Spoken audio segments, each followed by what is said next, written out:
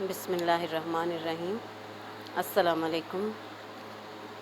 Story نیم عیدی۔ گھر کے چھوٹے سے صحن کی کیاریوں میں لگے موتیا اور گلابوں نے اپنی خوشبو پھیلا رکھی تھی۔ صحن کے دائیں جانب ایک عدد جھولا لٹکایا گیا تھا، جبکہ بائیں جانب اطراف میں بانس کے ڈنڈوں پر چڑھی انگور کی پھیلی ہوئی لمبی بیل اپنے قدرے پرانے ہونے کا احساس دلاتی تھی۔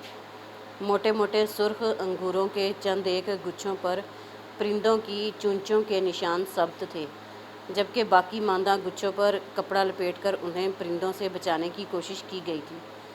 بیل کی چھاؤں تلے وہ ایک ہاتھ سے فون تھامے دوسرا ہاتھ ڈنڈے کے گرد جمائے گھوم رہی تھی۔ کبھی جوش سے اس کی چھاؤں میں بیٹھ جاتی۔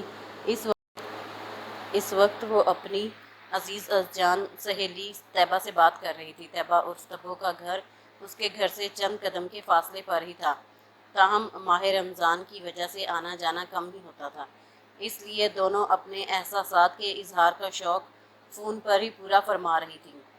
طیبہ چہک چہک کر اپنی سسرال سے آنے والی عیدی کے متعلق اسے بتا رہی تھی۔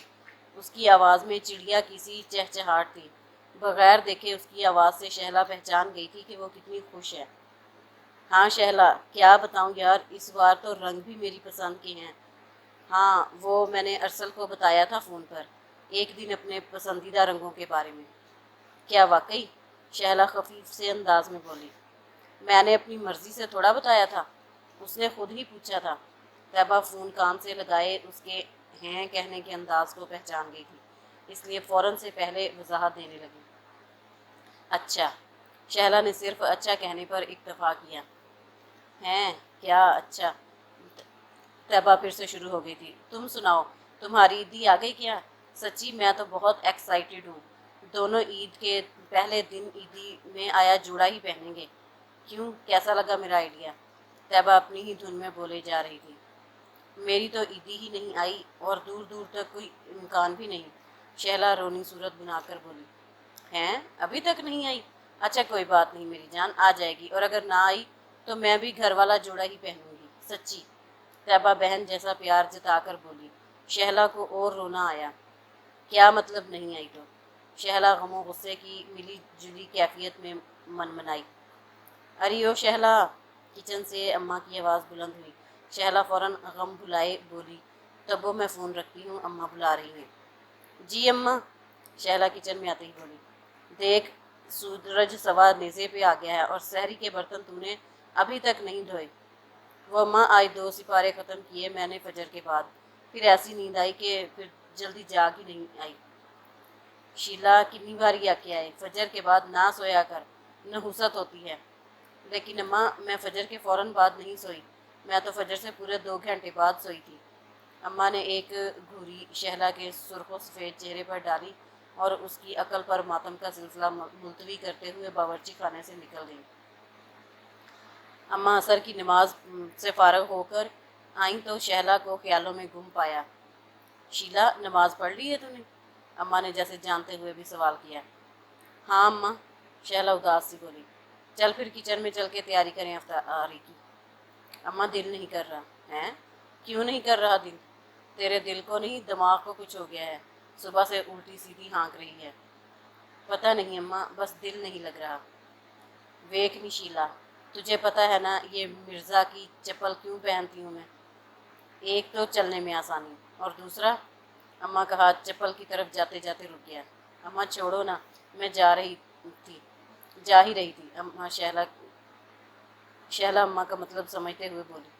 شہلا کچن میں جانے کے لیے چپل اڑسنے لگی۔ اماں اسے پیچھے سے جاتا ہوا دیکھ رہی تھی۔ وہ ماں تھیں، بیٹی کے دل و دماغ سے بخوبی واقف، وہ طیبہ کی عیدی کے متعلق بھی جانتی تھیں۔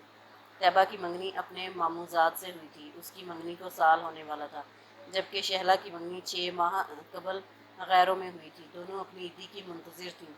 یہ احساس ہی ایسا سہانا تھا ان دونوں کے لیے، اور بلا شبہ ہر لڑکی کے لیے ہی باعث مسرت ہوتا ہے۔ پیا گھر سے آئی، دھنک رنگ اوڑھنی، لال ہلی کھنک کی چوڑیاں اور مہندی کا ہرا رنگ، محبت بھرے ان تحفوں کا ہر لڑکی کو ہی ارمان ہوتا ہے۔ رمضان کا تیسرا عشرہ اختتام پذیر ہوا چاہتا تھا۔ یہ آخری روزہ تھا، گرمی حد سے سوا تھی۔ شہلا عصر کی نماز خشوع و خضوع سے ادا کر رہی تھی۔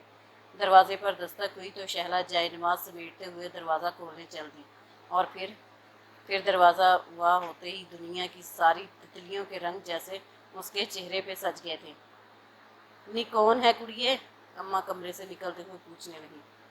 ارے صالحہ آپا، آپ شہلا کی ساس اور نند شہلا کی عیدی لے کر آئی تھی۔ شہلا جا اپنے ابا کو فون کر کے مسجد سے آتے ہوئے افطار کے لوازمات لے آئی۔ اماں انہیں لے کر کمرے کی طرف چلی گئیں۔ دراصل ہم تو پہلے ہی آنا چاہ رہے تھے، لیکن احسن نہیں مان رہا تھا، کہہ رہا تھا امی عیدی میری تنخواہ سے ہی لے کر جائے۔ اب کل اس کی تنخواہ آئی تو ہم شہلا بیٹی کی عیدی لے کر آ گئے۔ شہلا صحن میں لگے ٹیلی فون سے ابا کو فون کرنے کے بعد کہ سیل فون صرف ابا ہی کے پاس تھا، کمرے کی طرف بڑھ رہی تھی جب احسن کے اپنے لیے احساسات جان کر خوشی سے سرشار ہو گئی۔ ایسا لگ رہا تھا جیسے صحن میں لگے لال گلابوں کا رنگ اس کے چہرے نے چرا لیا ہو۔ عشاء کی نماز سے فارغ ہو کر شہلا اپنی دوست کو فون کرنے چل دی، طیبہ کو اپنی عیدی کا بتاتے ہوئے اس کا چہرہ چودھویں کے چاند کی طرح چمک رہا۔ ڈیئر ویورز، اگر آپ کو ہماری ویڈیوز اچھی لگتی ہیں تو ہمارا چینل سبسکرائب کریں اور بیل آئیکن کو دبانا مت بھولیے گا۔ اپنا اور اپنے پیاروں کا بہت سا خیال رکھیے گا۔ اللہ حافظ۔